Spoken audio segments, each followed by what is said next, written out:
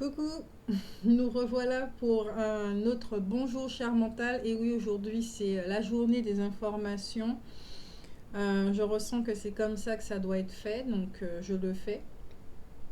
Avec moi, ça prend du temps, hein. Je sais que je dois faire quelque chose, mais tant que je ne sens pas que c'est le moment de le faire au niveau énergétique, c'est pas calé, donc il y a une espèce de calendrier, je peux pas le faire. D'accord? Donc ça prend du temps.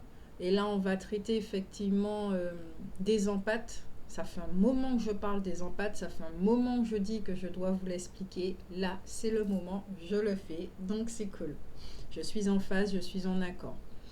Donc je le rappelle, hein, d'accord, que c'est pas, ce sont mes propres informations, ok, par rapport à mon vécu, aussi de ce qui vient de ma source, de mon contact avec ma source.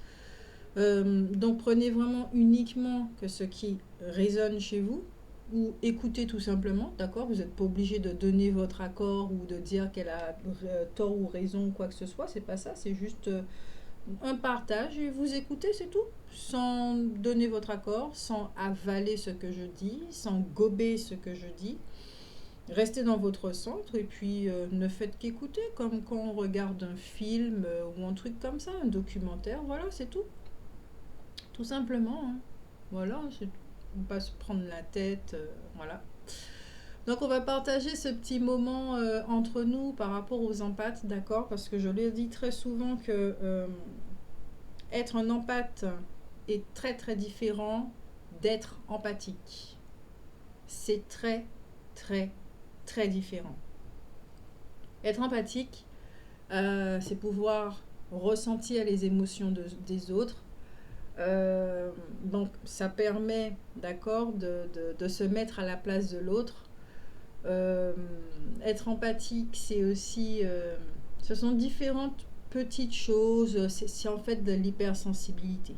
D'accord? C'est de l'hypersensibilité. Ce ne sont pas deux choses séparées en fait. Parce que pour être empathique, il faut de la sensibilité. Ce sont deux choses, c'est la même chose. Quand on est hypersensible, on ressent les choses, on ressent les autres, même sans que les autres disent quoi que ce soit ou qu'ils font.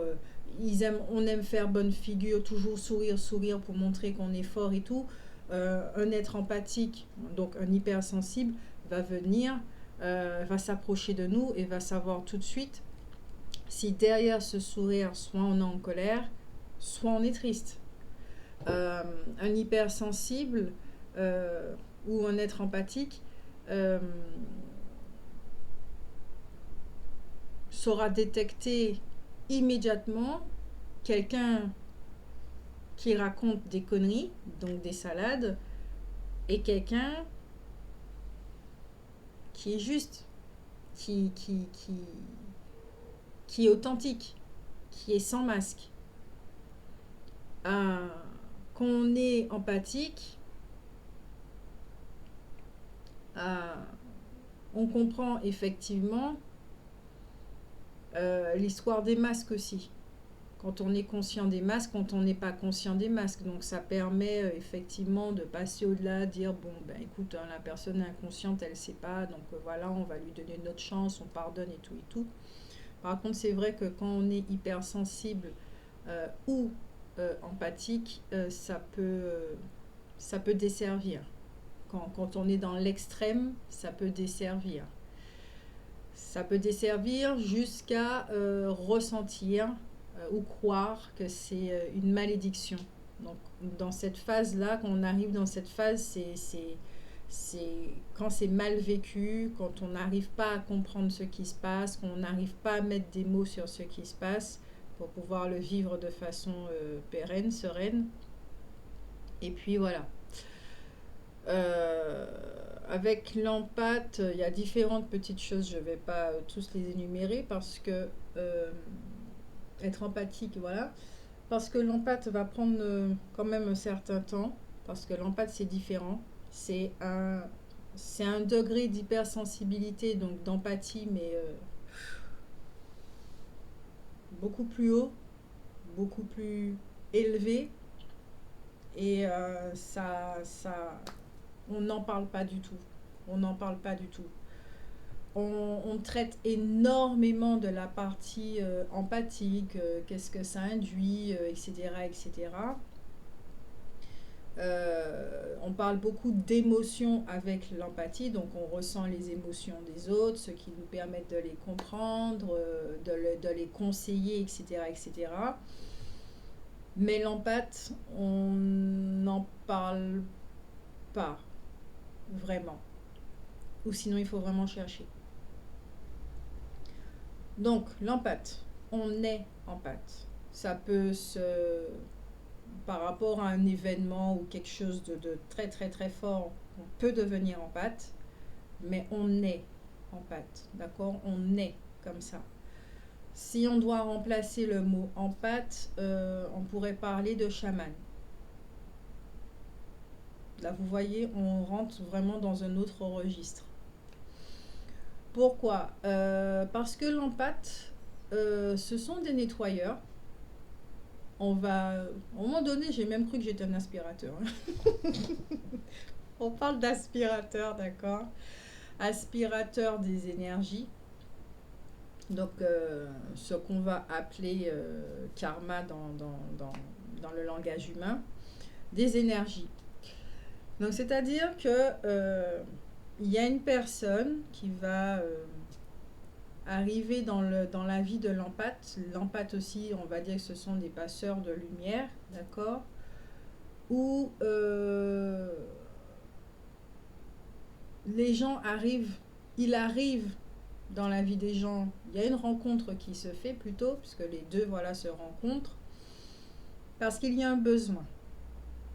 Il y a un besoin d'éclaircissement, il y a un besoin de clarté, il y a un besoin de se libérer de quelque chose. Et avant, je dis bien avant, les empathes étaient très sollicités pour pouvoir effectuer ces libérations.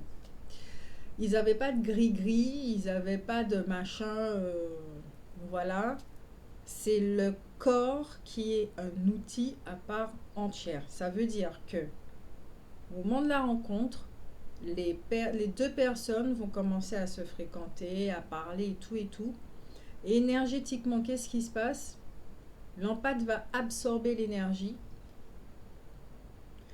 L'empathe va absorber la thématique qu'il doit traiter et dont l'autre doit se libérer. Vous allez me dire, oui, mais ça c'est empathique. On va continuer le processus. Cette énergie qui est absorbée, qu'est-ce qui se passe à l'intérieur de l'empathe? Le moi, donc la personnalité, va se mettre en retrait pour pouvoir laisser cette thématique s'exprimer dans la matière grâce au corps mental, grâce au corps émotionnel, au corps physique. Ça atteint des proportions. Donc qu'est-ce qui se passe? C'est que l'autre devient l'autre. L'empathe devient l'autre. Il n'est plus lui-même, il devient l'autre. Donc l'autre est en face de lui-même. L'empathe va adopter un comportement.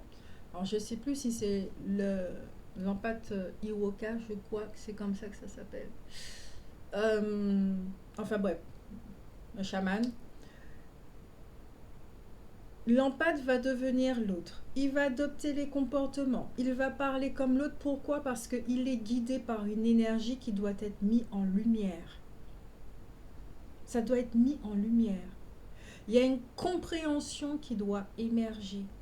Alors l'autre est libéré de l'énergie. Il va se sentir bien, de plus en plus bien. Il y a une guérison qui est en train de se faire parce que l'empathe, lui, le chaman, il est en train de nettoyer l'énergie en faisant l'expérience de l'énergie. Ça veut dire que dans sa réalité, tout va être modifié. Il ne va plus percevoir sa réalité de la même façon. Il ne va plus la vivre de la même façon. Il ne va plus la comprendre de la même façon. Il va comprendre les choses, il va vivre la chose, il va percevoir par rapport à l'influence de cette énergie. Parce que le chaman a besoin de comprendre cette énergie. Il a besoin de communiquer avec cette énergie. Comment communiquer? C'est en faisant l'expérience. Donc, la personnalité propre du chaman va se mettre en arrière pour observer l'énergie qui est en train de prendre place, possession, on va dire. Voilà.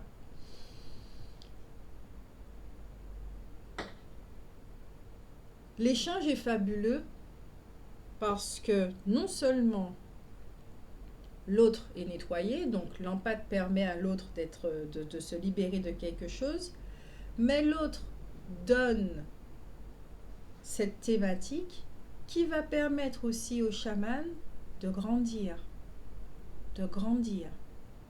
À force d'accumuler comme ça, de nettoyer les gens qu'il rencontre dans sa vie, il grandit, puisqu'il fait l'expérience des énergies qui ne lui appartiennent pas. Il est grandi.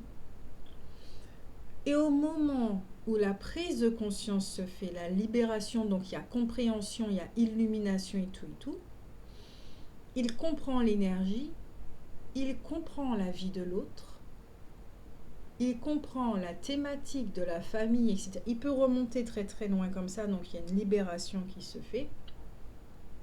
Et toutes ces nouvelles informations de guérison, donc ces données, vont se loger dans la conscience collective. Donc, à partir de ce moment-là, n'importe qui pourra avoir accès à ces données, à ces informations, à cette guérison.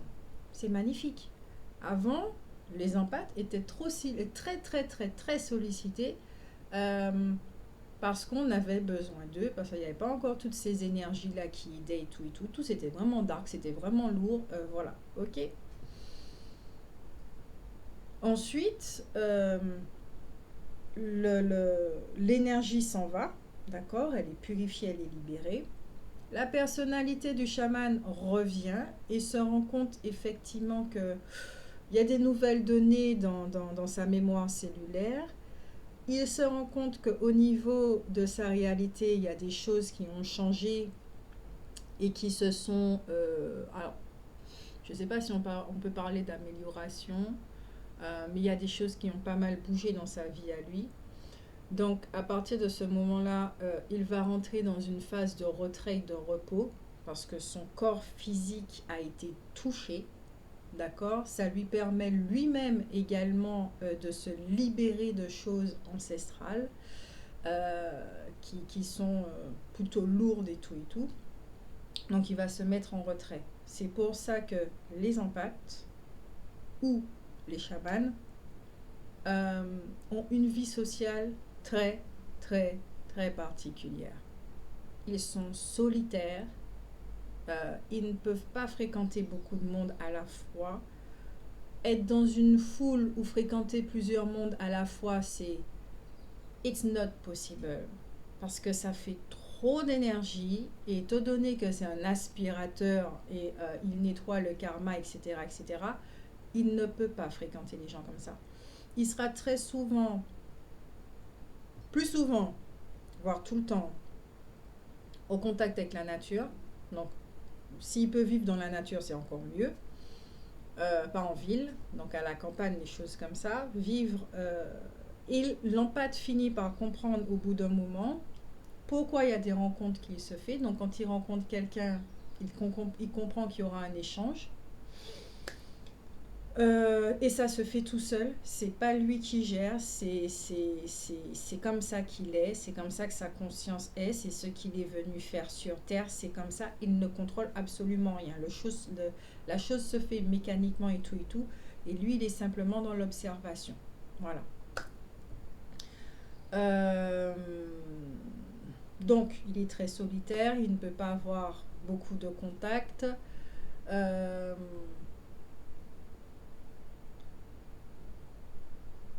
Je suis en train de penser à autre chose en même temps.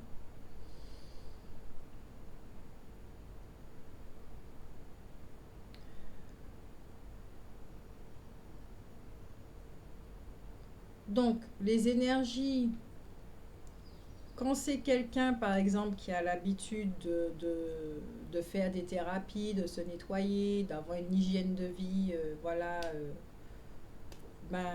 c'est très plaisant, c'est beaucoup plus facile à vivre, c'est beaucoup plus rapide. Mais quand ce sont des énergies extrêmement lourdes de quelqu'un qui est dans la phase d'être inconscient, le nettoyage est épuisant, le nettoyage est colossal. Ça peut amener à faire vivre des expériences qui ne sont pas très plaisantes du tout et qui peuvent même être, on va dire, dangereuses aussi. Parce qu'il faut comprendre, il faut libérer l'énergie.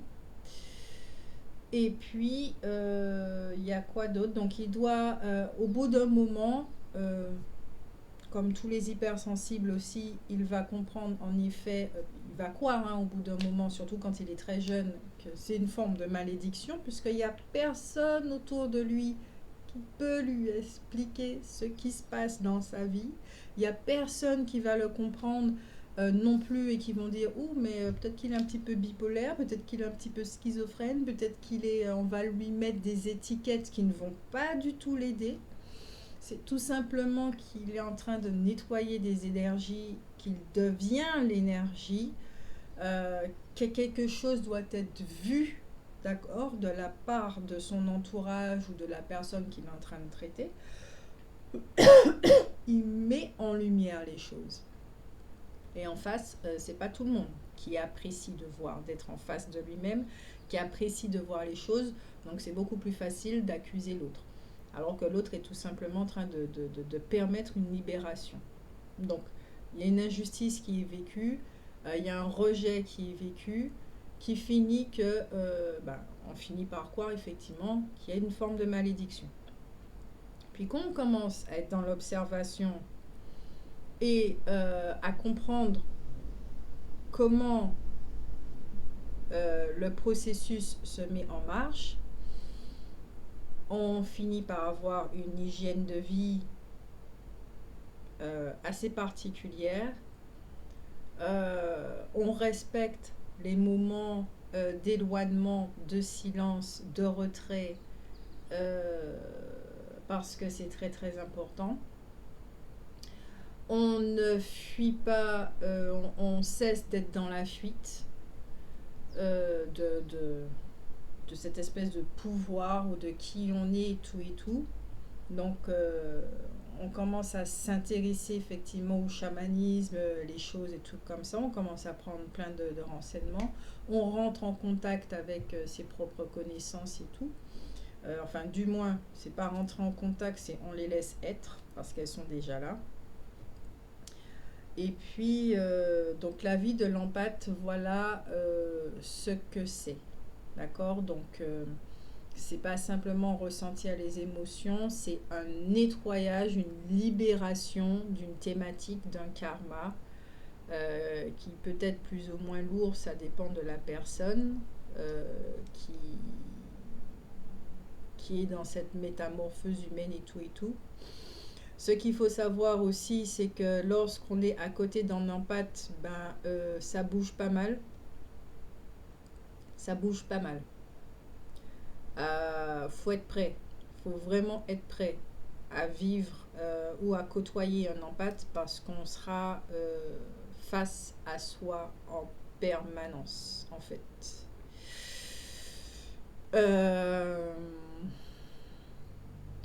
Faut être préparé à ça. Énergétiquement, on peut sentir qu'on est comme désancré ou un truc comme ça. Ça peut être vécu... voilà, non, parce que ce sont des énergies vraiment très très très hautes pour permettre de vivre ça. Voilà.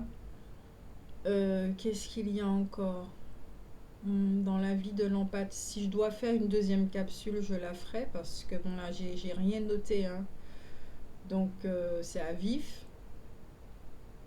S'il y a autre chose, je le dirai. Mais pour l'instant, c'est le principal là qui est dit. Donc c'est vrai que dans l'empathe a des connaissances, un savoir interne, un message interne qui est bien et bien là. Ça n'est pas dans l'inconscient, il en a conscience.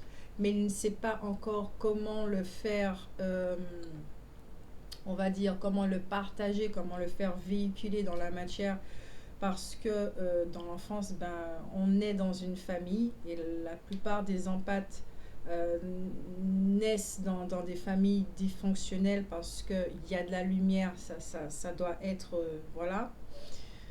Euh, ça, ce sont des familles qui ont des karmas très très lourds et ça doit être libéré. Donc oui, ça aussi, donc avant on sollicitait, les empathes étaient très sollicités de façon inconsciente, donc il arrivait dans la vie des gens comme ça. C'était plus ou moins mal vécu, les relations, euh, parce que personne n'aime être face à soi, personne n'aime entendre certaines choses, personne n'aime voir certaines choses, donc c'était mal vécu les relations. C'était pas du tout compris. On avait tendance à juger les empathes de sorciers, de personnes très bizarres et tout et tout et tout. On, on avait tendance à les accuser d'être responsables de certaines choses alors qu'en fait qui faisaient que mettre en lumière, eh ben oui c'est désagréable. On ne veut pas voir, reconnaître certaines choses. On veut du changement, mais quand on est dans le changement, ben, on n'a pas envie de voir l'ancien se fracturer, en fait. C'est très très bizarre cette façon humaine de fonctionner. Et aujourd'hui, ben, les empathes sont moins sollicités. Pourquoi? Parce que il y a eu un déblocage. Gaïa est en train, la planète bleue est en train d'élever ses propres énergies, donc ça aide énormément les empathes qui ont fait un formidable boulot. Les énergies dites célestes ou extraterrestres, ce que vous voulez, ben, sont en train de parvenir à la planète bleue, donc ça aide les empathes, donc ils sont beaucoup moins sollicités. Les êtres humains sont dans cette métamorphose humaine, donc ils rentrent dans cette espèce d'indépendance à être moins dépendants des béquilles extérieures et tout. Ils suivent les phases lunaires, planétaires et tout ça, donc en eux-mêmes, il y a une métamorphose, une transformation, une transcendance qui est en train de se faire, puisqu'à la base, voilà, nous sommes tous lumière. Et donc, pour les empathes, c'est une forme de vacances, on peut dire ça comme ça, mais ils sont quand même sollicités. Moins qu'avant, mais ils sont encore sollicités quand il y a des phases down, quand il y a des choses collectives. Donc par exemple, par rapport à la conjoncture actuelle, toute la grille de peur qu'il y a eu dans la conscience collective, ben, les empathes l'ont pris de plein fouet. Donc il y en a pas mal qui ont commencé à avoir effectivement des crises d'angoisse, des troubles de panique, à avoir des mots différents, à ne pas comprendre du tout ce qui se passe. C'est parce qu'ils ont absorbé cette chose et qu'il fallait nettoyer, faire face à la peur humaine et tout, pour permettre justement aux énergies d'accéder à la planète bleue et permettre à la planète bleue aussi de s'élever. Donc voilà. J'ai parlé de l'hygiène de vie, donc au niveau alimentaire, alimentaire. L'empathie, puisqu'il absorbe les énergies, qu'il a accès aux énergies, qu'il voit l'histoire passé, présent, futur, ce que vous voulez, le couloir du temps, il a accès et tout et tout. Médium, les empathes sont médiums. Les médiums sont empathes, chamans, etc. C'est vrai que ben, en mangeant de la viande, par exemple, alors là je fais pas de publicité hein, de machin par rapport à la viande, vous mangez de la viande si vous voulez, ça c'est vous et que vous. Euh, Lorsqu'on mange de la viande, l'empathe peut voir effectivement que l'histoire de la petite bête qu'il est en train de manger, il peut voir effectivement si elle a été bien traitée, de la façon dont elle a été tuée. Euh, le poisson, les animaux, voilà, en général, il voit. Il voit et il va comprendre, il va comprendre aussi au niveau physique, énergétique, ce que ça fait. Donc il peut en manger, d'accord, ça va l'alourdir, donc ça va permettre une sorte d'ancrage ou de machin, mais il va comprendre que l'ancrage, c'est pas comme ça. Donc, il va commencer à vraiment être porté sur toute l'alimentation vivante, les jus de légumes et tout. Il va faire des jeûnes. Enfin, sa vie va changer quand il va vraiment admettre, qu'il va accepter plutôt. Il va accepter, il va arrêter de se rejeter, il va arrêter de jouer euh, ce qui a été sa vie d'avant, de la façon... il va arrêter de se rejeter lui-même. Il va arrêter de jouer la, comment dire ça, la thématique de son entourage, des attitudes, du comportement de son entourage avec lui. Il va arrêter de jouer ça, en fait, il va annuler ça. Donc il va s'accepter lui-même, donc il va rendre le package à son entourage, ça lui appartient plus. Il va commencer à comprendre effectivement que tout ce qu'il était en train de vivre, ça ne lui appartenait pas. Donc, puisqu'il s'accepte, donc il va tout rendre à certaines personnes. Et quand je dis tout rendre, c'est pas tiens ton sac de poubelle et débrouille-toi avec. C'est ça m'appartient pas, donc c'est pas à moi de le traiter. Tu es très bien capable de le traiter. Tu as tous les outils qu'il faut. On est tous pareils. Tiens, ça, tu es capable de le traiter. C'est pas à moi de le faire. Voilà. Moi, je prends des vacances, c'est bon. Si j'ai des choses à traiter, ça se fera autrement, mais je ne suis pas une poubelle. Donc, l'empathie commence effectivement à s'accepter, à se reconnaître, à comprendre comment il fonctionne, à se respecter, à comprendre sa valeur. Il y a des choses énormément qui bougent. Ces vibrations, ben, il est lumière, hein. Donc, il prend conscience de cette lumière, il la chérit, il l'honore et les vibrations augmentent aussi. Hein, donc, c'est sa protection. Donc, l'empathe, le chaman, c'est tout simplement quelqu'un qui transcende. Il est porteur de l'énergie de la transcendance, donc de la guérison. Donc, ça ne sera pas l'énergie verte, comme la plupart des guérisseurs l'ont. Ça sera surtout l'énergie bleue. L'énergie bleue de la transcendance, comme l'archange Michael, tout simplement. Je crois que...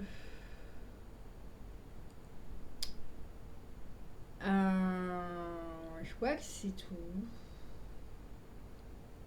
Donc effectivement, quand il va se reconnaître et tout, et qu'il va comprendre sa vie, il y aura une phase vraiment down, très dark, où il sera mis face vraiment à ses ombres par rapport à ses précédentes vies, le karma familial, les choses comme ça, puisqu'il est en pâte, hein, donc il se nettoie lui-même, et à force d'aspirer, d'aider certaines personnes comme ça, ben, ça va le mettre face à lui-même, étant donné qu'il est en pâte. Il comprend qu'il est capable de se transcender lui-même, donc il se transcende, voilà. Et ensuite, il va pouvoir être qui il est, mais naturellement, sans crainte. Il ne va plus avoir peur de l'obscurité. Il va marcher, il va même courir, les cheveux au vent, le sourire et tout. Bon, là, j'exagère. Hein. Il va être à l'aise. Il va être à l'aise. Il n'y aura plus de non, toi tu es ci, toi tu es ça. Il sera vraiment à l'aise avec qui il est, tout simplement. Il va transcender les énergies et il pourra apporter ce savoir aussi aux autres. Et il va permettre à certaines personnes de comprendre leur enfant. Il va comprendre à certaines personnes de se comprendre elles-mêmes. Voilà. Donc voilà. Pour le bonjour cher mental, l'épisode de l'empathe, donc 9 ou 10, j'en sais rien du tout, on verra bien. Donc j'espère que ces informations, d'accord, vous aideront. Donc vous voyez la différence entre être empathique et l'empathe. C'est très très différent. C'est pour ça que dire je suis empathe, ben, est-ce que ça concerne tout ça? Voilà. Euh,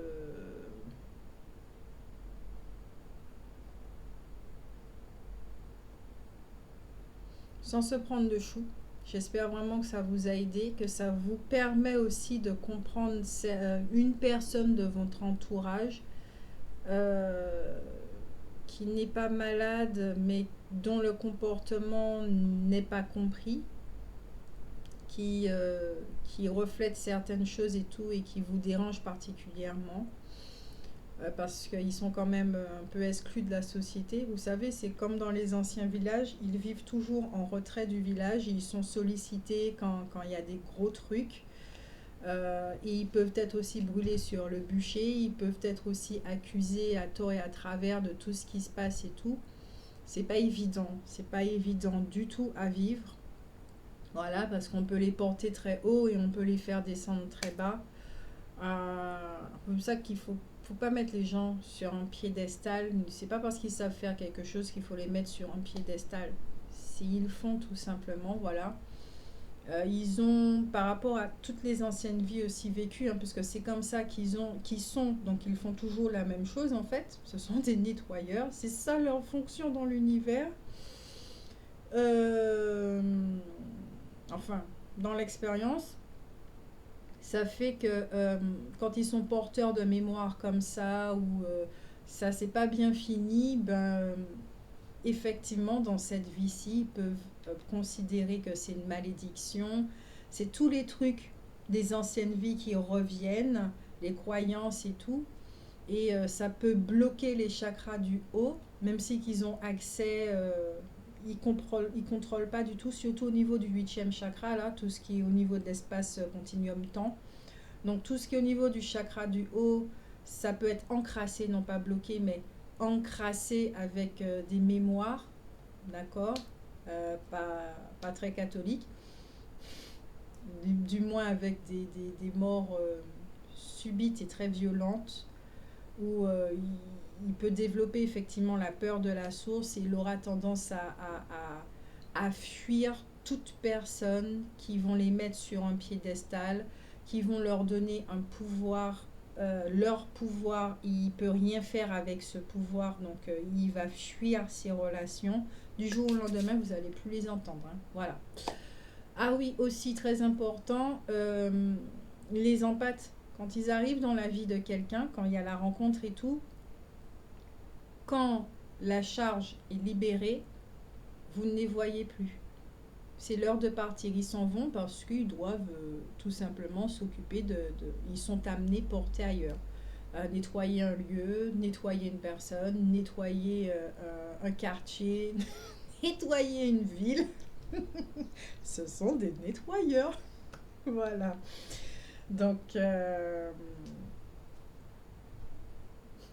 rigole de tout ça moi-même. Donc voilà. Là, ce qu'on est en train de me montrer, et c'est vrai, on peut donner ça comme image, il y a les éboueurs qui s'occupent de tout ce qui est extérieur, et les empathes sont des éboueurs énergétiques. C'est un métier qui est honorable, qui doit être reconnu, dont on doit parler également parce que ça va aider pas mal de personnes à se comprendre. Ça va aider aussi pas mal de parents à éviter certaines erreurs, à placarder des étiquettes comme ça qui n'aident en rien du tout, mais qui plongent l'enfant encore plus dans l'obscurité, à ne pas se reconnaître et tout. Donc il faut cesser tout ça. Faut vraiment cesser tout ça. C'est pas normal. C'est pas normal. On a tout ce savoir ici sur Terre qui est à notre disposition. Donc cesser effectivement de faire perdurer cette ignorance parce qu'on ne remet pas les choses en question, parce qu'on en a peur, etc., etc. Donc cesser tout ça. Je vous fais de gros bisous. N'hésitez pas à liker et à partager.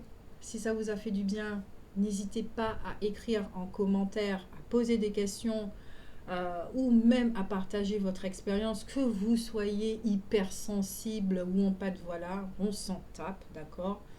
Nous sommes des êtres humains, nous sommes dotés de certaines choses, de capacités qu'on utilise, dont on a besoin dans une vie ou pas, voilà, c'est tout. Donc n'hésitez pas, d'accord. Gros bisous, prenez soin de vous, à bientôt.